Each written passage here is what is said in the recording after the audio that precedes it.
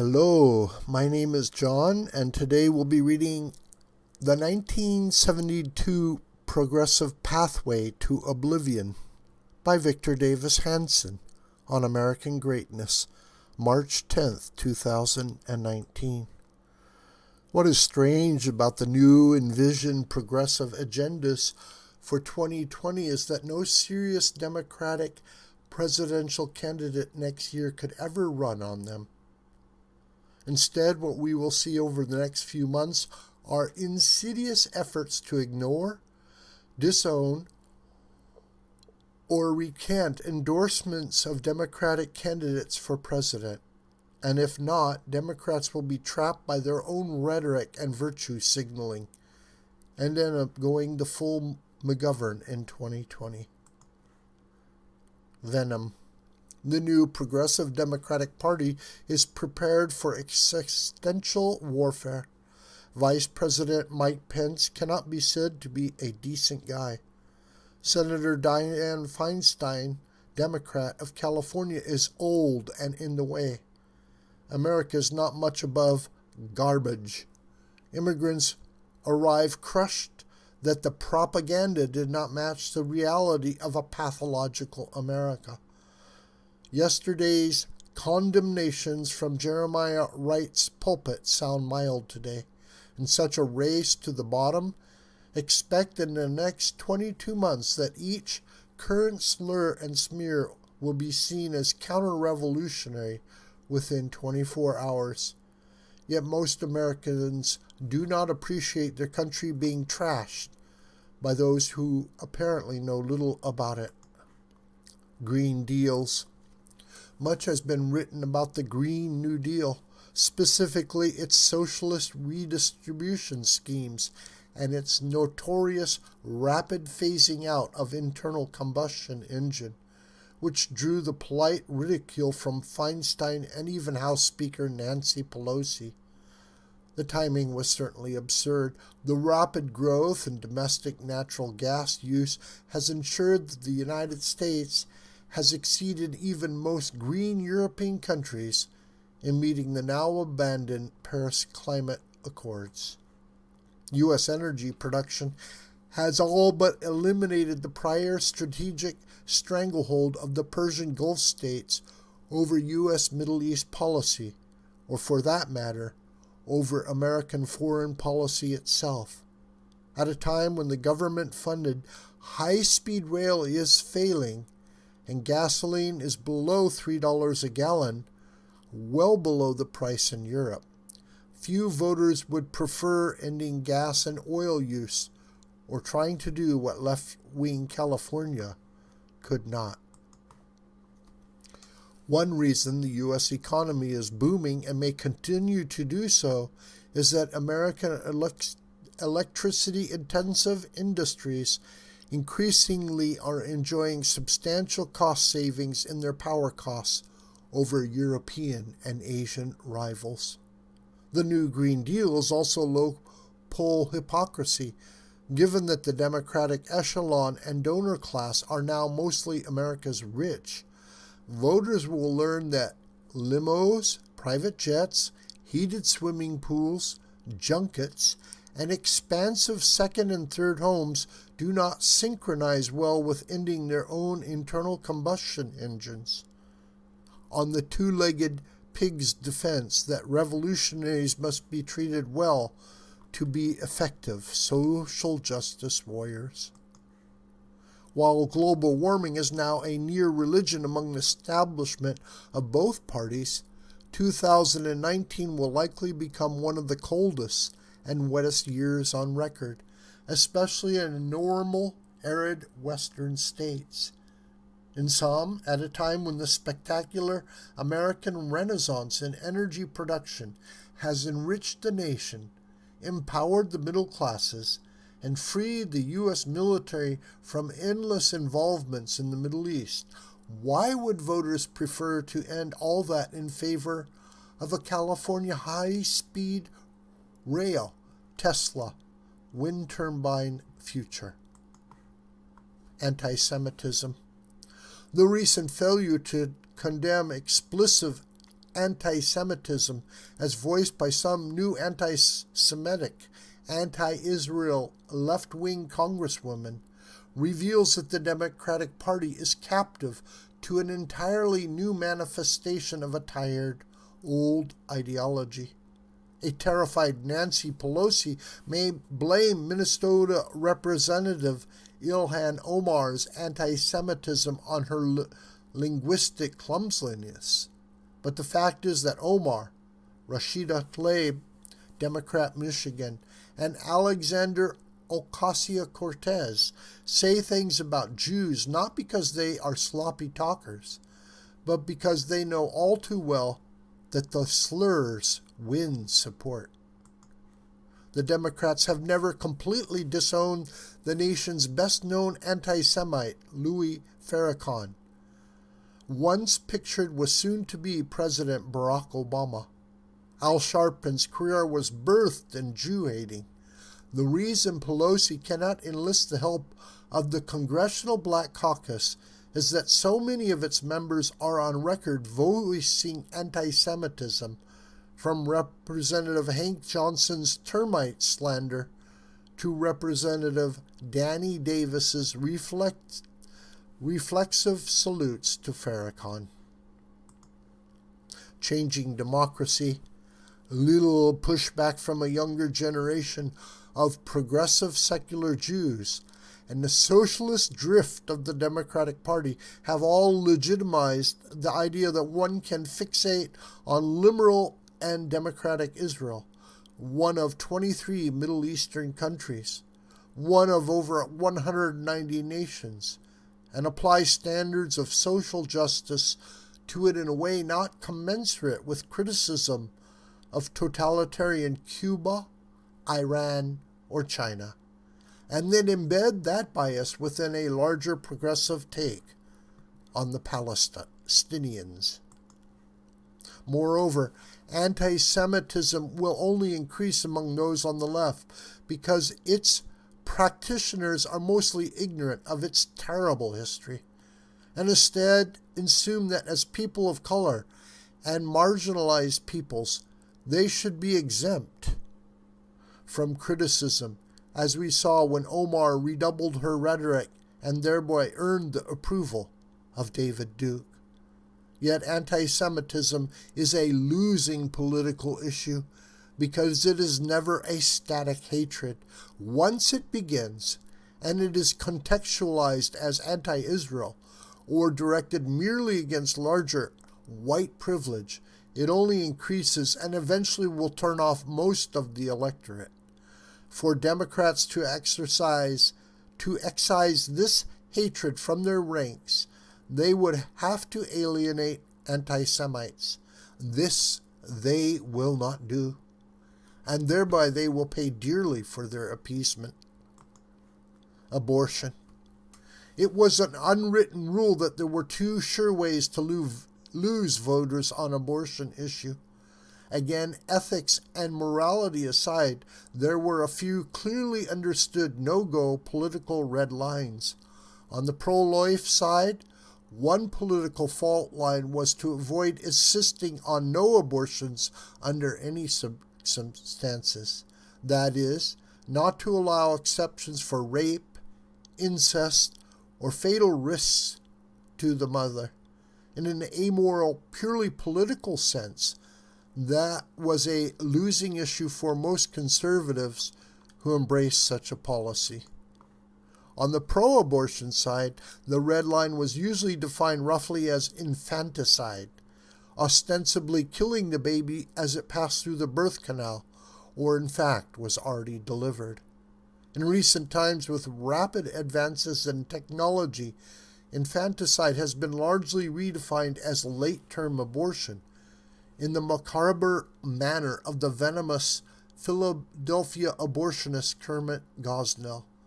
And late term is in a process of constant redefinition, as science allows fetuses to live apart from their mothers at ever earlier stages of pregnancy.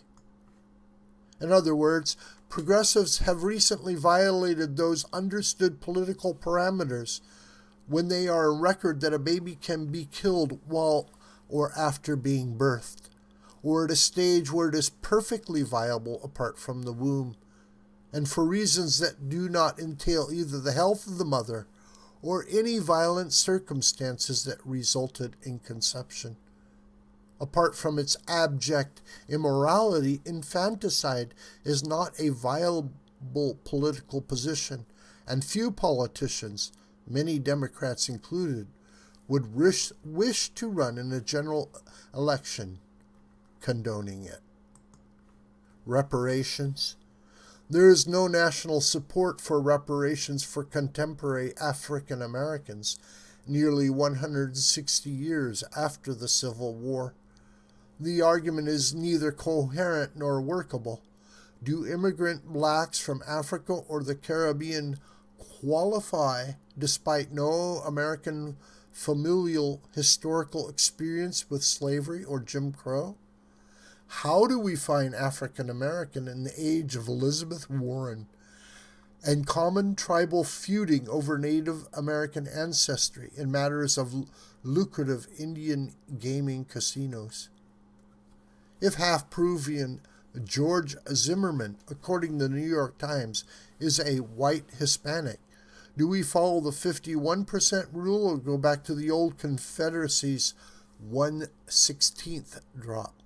And what is racial authenticity predicated on exactly? Ancestry.com? Warrenesque high cheekbones family lore? Will there be DNA policy to ferret out the Rachel Dolezals among us? Does culpability matter? Is Kamala Harris ineligible given her ancestors were slave owners, as her own father attested? Do other ethnic groups have similar complaints against the long-dead white majority? Asians, Latinos, the Irish, Italians? Does class matter in an age of assimilation, integration, proportional representation, set-asides, and affirmative action? Will the impoverished white Tulare mechanic or the southern Ohioan custodian pay taxes for reparations for Jay-Z, Snoop Dogg, Spike Lee, Oprah, and Ta-Nehisi Coates? Would reparations then jumpstart a pernicious habit in which each racial and ethnic group tallies up their assumed obligations and liabilities to be set against their grievances and reparations? Group A's crime is below the national average. Group B is below the mean in terms of received entitlements and distributions. Group C can prove no American ancestral presence before 1960. And were more than 600,000 dead of the Civil War? The trillions in compensation spent since the Great Society? And the winners and losers of affirmative action all to have mattered little, if at all? Reparations for a politician is a losing proposition, although it is a pathway to the Balkans, Rwanda, and Iraq. Open borders and the end of ICE. Sanctuary cities and open borders are already hemorrhaging voters from the Democratic Party, as Donald Trump proved in 2016. The news cycles almost weekly highlight yet another violent crime committed by an illegal alien, and somehow aided and abetted by the prior laxity of a sanctuary jurisdiction. Immigration and customs enforcement officials are not roundly despised by the Latino community. In fact, ICE officers are frequently Latinos themselves, and often are called into by immigrant communities to deport illegal alien gang members and criminals preying on those in the neighborhoods. Open borders and ending ICE are also not 51% issues, a fact that will become ever clearer as spring and summer caravans start pulling up at the southern border. Medicare for all. Seniors, fairly or not, and logically or not, feel Medicare was a pact in which they paid while young in order to be eligible for payoffs they would receive when old. To open up Medicare for all will be felt by a growing boomer retiring population as making a nearly insolvent Medicare available for none. Cancellation of student debt. A collective college debt of $1.5 trillion is a national crisis, given it retards the transition from adolescence to adulthood, especially in terms of delaying home purchases, marriage, and child rearing. But the remedy is not a blanket cancellation of debts. Given that about half the nation's youth chose not to go to college and should not be asked to subsidize those who did. The images of the archetypical college student have taken a hit in the progressive era of crybaby campus social justice warriors, shouting down speakers, toppling statues, whining about safe spaces, microaggressions, and white privilege obsessions. There might be a way for graduates gradually to work off debt, or have it alleviated after filling certain conditions, as exists already in many cases, but simply eliminate debt by fiat, coupled with promising free college tuition for all, is a non-starter politically. You owe us taxes. A wealth tax on already taxed capital, coupled with 70 to 90% income taxes on the top brackets, is a prescription for flat economic growth, institutionalized tax cheating, high unemployment, and even greater government spending. In political terms, it is also suicidal. A core constituency of the new Democratic Party is not the middle class, but rather upscale professionals in blue counties, already furious about de facto losing more than half their income to not fully deductible state and local taxes and steep federal, property, and payroll taxes. More importantly, the spirit of these progressive tax hikes is not one of appreciation for the private success that allows such revenue to fund government. Rather, high income is couched more often as a bitter, you did not build that entitlement, a sense that the high-end taxpayer owes the public the income he assumedly robbed. A good way to lose donors and voters is to stick it to high earners and do so with a certain bitter venom that they owe what they made to us. All of the above is not a viable 2020 platform. Perhaps it was never meant to be. Rather, such hard left talking points may be art of the deal bargaining chips, so extreme that worried conservatives would settle for 55% of what is demanded, and thereby delight progressives. But I would not count on it. These nostrums are mostly socialist redistribution schemes, with no history of efficacy, but with ample evidence that they only impoverish and embitter, and they will return the Democrats in 2020 to 1972 and 1984, upbeat, smug, and assured on their way to oblivion, barring a war or depression. The 2020 election, for all the Democrats' efforts to demonize, bleed, slander, or impeach Donald Trump, will be, as it always is, a Manichaean choice. This time around it will be simply the Trump agenda versus socialism, as it was when an embattled Nixon claimed that 1972 was either the silent majority or Woodstock Nation. In 1972, the Democrats fell into a Jacobin cycle as they tried to devour all but the most left-wing. In 2020, that prior effort will look counter-revolutionary, and we will see candidates say things and push agendas that we have likely never experienced before in this country. This video is a production of the School of the White Crane. Hi, my name is John Brooker. Please subscribe to this YouTube channel, and please share this video with your family and your friends and on social media. May God richly bless you, my beloved.